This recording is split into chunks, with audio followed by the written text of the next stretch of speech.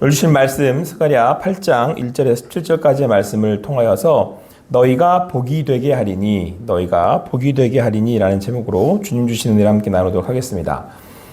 우리 스가랴서는 여러분 우리가 그 구약에 있는 성경의 순서에서도 보아서 알 수 있는 것처럼 학개, 스가랴, 말라기 이렇게 끝나지 않습니까? 그래서 구약에 이제 이스라엘이 멸망한 이후에, 그러니까 북이스라엘 남유다가 저에다 이제 포로로 끌려가고 난 다음, 그 다음에 다시 이제 귀환을 하게 됩니다. 하나님의 은혜로 이제 고레스의 칙령 등으로 인해서 다 이제 귀환을 하게 되는데, 귀환을 하면서 이들이 가장 먼저 했던 게 뭐냐면 성전을 다시 재건하는 거죠. 그래서 오늘 말씀에도 보면 중간중간에 나오죠. 성전 재건에 대한 말씀이. 그리고 그 다음 또 재건하는 게 성읍을 재건하는 겁니다. 그들이 살아갈 터전을 재건하는 거죠. 그렇게 하면서 이스라엘 백성들이 돌아와서 다시 이스라엘이 세워져 나가는 이런 그냥 과정을 말씀하고 있습니다. 근데 이제 앞서서 우리가 함께 말씀을 읽은 것처럼 이들이 이런 그 고초를 당하게 된 이유가 있죠. 왜냐하면 하나님 앞에 우상을 숭배하고 그리고 하나님의 말씀을 불순종하고 하나님을 떠났기 때문이고, 그의 결과로 그들이 이제 이방 나라들에 의해서 침탈을 당하고 가진 고통을 당하게 됩니다. 자, 그런데 이들이 더 고통스러운 건 뭐냐면 돌아왔는데 현실이 막다트러진 현실이 너무 힘든 거예요. 왔는데 가장 이 사람들한테 비참한 게 뭐냐면 성전이 무너진 거거든요. 유다인들에게 있어서의 성전은 자기들의 정체성이에요. 하나님이 우리와 함께 하신다라고 하는. 근데 함께 하시는 지금 뭐가 다 무너져 버린 거예요? 성전이 무너져 버렸잖아요. 그러니까 이것만큼 이 유대 사람들에게, 이스라엘에게 고통스럽고 비참한 건 없는 거죠. 그래서 이제 성전을 세워가는 과정 가운데 있지만 현실은 너무너무 힘든 겁니다. 다시 세워져야 되는 과정들. 그리고 성읍이 무너져 있었기 때문에 이것들을 재건하는 과정이 녹록치가 않고 만만치가 않죠. 뭐 다 폐허가 되어 있는 상황이니까요. 그래서 그런 상황 가운데 이스라엘이 가졌을 그런 마음들, 그리고 그렇게 힘들고 낙심해하는 상황들이 이제 스가랴서와 이제 마지막 그 선지자들이 나오는 그 상황들이라고 보시면 돼요. 우리도 인생을 살다 보면 신앙으로 살지만, 믿음으로 살지만 현실은 녹록지가 않죠. 실제로 겪는 어려움들은 우리 가운데 얼마든지 있을 수 있습니다. 우리가 계속 이제 새벽마다 우리 지체들의 이름을 부르면서 기도하는데 이름이 빠지질 않아요. 그 기도하시는 내용의 이 이름들이 빠지질 않아요. 그 얘기는 뭐예요? 우리 삶의 어려움은 계속 있다. 그러니까 일찌감치 여러분 우리가 빨리 마음 내려놓으셔야 될 것 중에 한 가지가, 제가 빨리 마음 정리한 거 한 가지가 있어요. 제가 뭐 나이는 많지 않지만 그래도 우리 옛 어르신 말씀들처럼 방백년 살았으니까 제가 인생을 이렇게 봤더니 인생에 고통이 없는 날은 없는 것 같아요. 이게 삶이 롤러코스터처럼 오르락 내리락 할 뿐이지 내려가는 길은 늘 있더라는 거예요. 내려가는 길은 늘 있더라. 그래서 이제 그 마음의 준비를 하고 있는 게 신앙하는 삶이 아닌가, 삶을 잘 이렇게 살아가는 거 아닌가라는 생각이 들어요. 이스라엘 백성들이 그 삶의 자리에 너무 큰 어려움을 당하고 있을 때 하나님이 하신 말씀이에요. 첫 번째 요지는 뭐냐면, 물론 하나님이 분노하시는데 그 분노의 결과가 질투거든요. 그러니까 여러분, 하나님이 질투하신다는 이해를 하셔야 돼요. 그러니까 이게 질투라는 게 뭐예요? 하나님이 만약에 우리가 죄를 지었어요. 그러면 내가 너희들 죄를 지었으니까 너희를 내가 심판할 거야. 그러면 이제 끝나는 거예요. 근데 질투는 뭐냐면 하나님이 이스라엘을 너무 사랑하는 거예요. 그러니까 이걸 전제로 깔고 있는 거예요. 하나님이 사실은 질투한다는 것 자체가 약간 웃기잖아요. 하나님 왜 질투를 해요? 표현을 그렇게 하시는 거예요.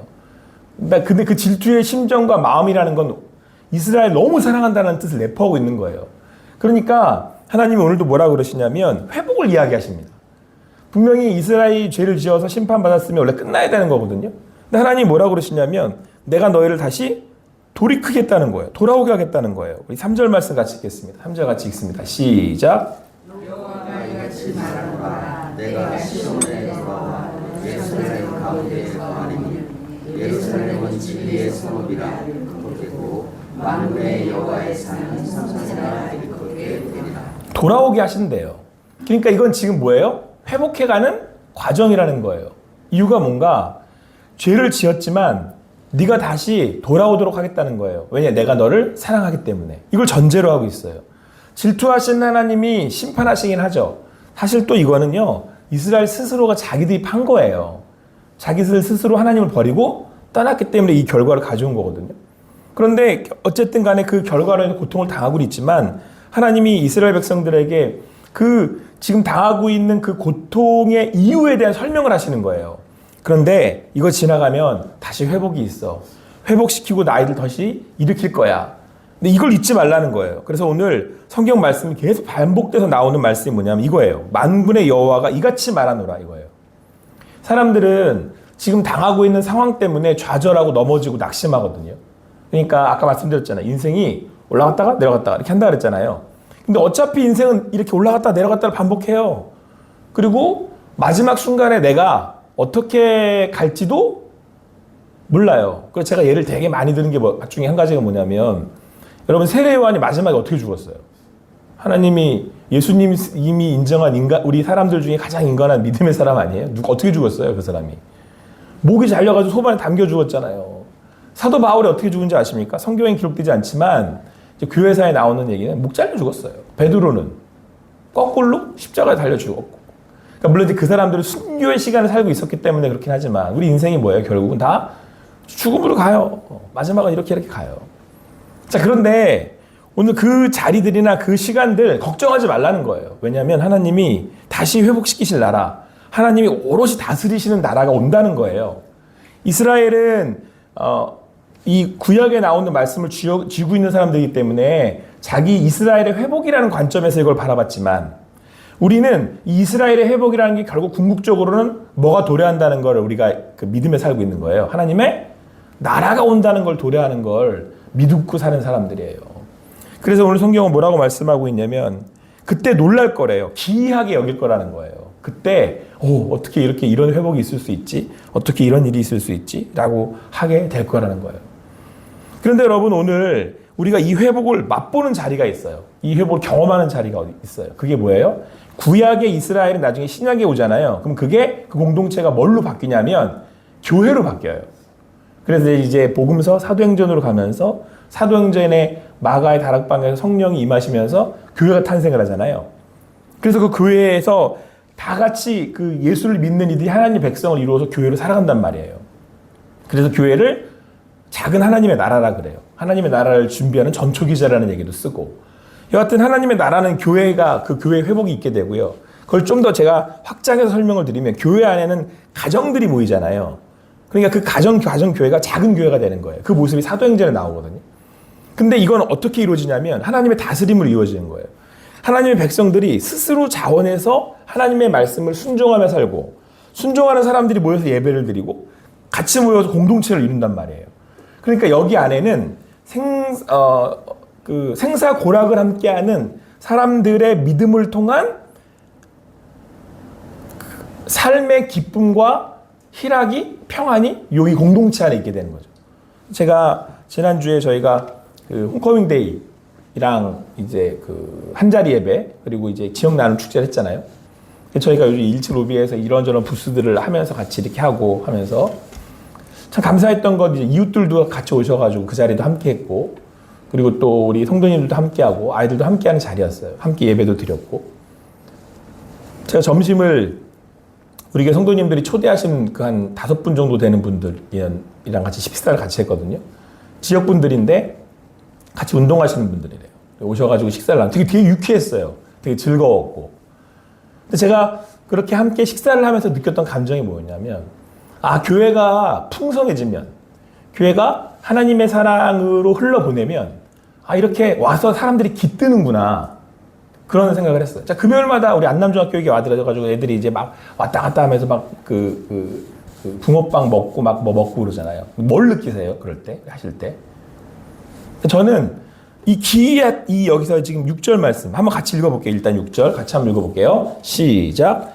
만군의 여호와가 이같이 말하노라. 이 일이 이날에 남은 백성의 눈에는 기이하려니와 내 눈에 만군의 여호와의 말이니라. 기이하다는 표현을 쓰거든요. 여러분 저는 가끔 교회의 모습을 보면서 기이하다는 생각을 해요. 그러니까 놀랍다라는 얘기인 거죠. 어떻게 이런 일일 수 있어? 근데 이제 궁금하다는 거죠. 질문이 생기는 거예요. 어떻게 이럴 수 있지? 제 둘째 여색이 그때 전에 한번 했던 이야기 한번 말씀드렸잖아요. 예수 믿는 사람들을 만나면 서로 굉장히 친한 척을 한다고. 잘 모르는데 되게 아는 척을 한다고.